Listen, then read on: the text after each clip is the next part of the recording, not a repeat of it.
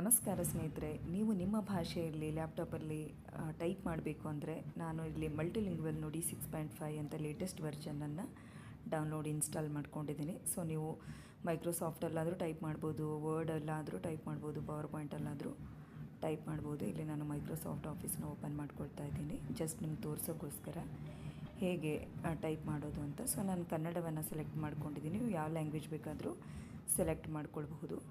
So ಕನ್ನಡವನ್ನು ಹೇಗೆ type ಮಾಡೋದು ಅಂತ ತೋರಿಸ್ತಾ ಇದ್ದೀನಿ ನೋಡಿ. ಇವಾಗ ನ ಅಂದರೆ ಎನ್. ಸೊ ಅದಾದಮೇಲೆ ನನ್ನ ಬರೆಯೋಕೆ ಹೊರಟಿದ್ದೀನಿ. ನಗೆ ಒತ್ತಕ್ಷರ ಎಫ್ ಬಿಟ್ಟು ಮತ್ತೆ ರಿಪೀಟಾಗಿ ನ ಒತ್ತಿದ್ರೆ ನನ್ನ ಆಯಿತು. ಹಾಗೆ ಮ ಎಮ್ ಒತ್ತಿದರೆ ಮ ಆಗುತ್ತೆ.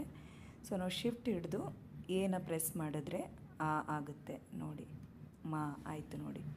ಇವಾಗ ಮಾತೃ ಟಿ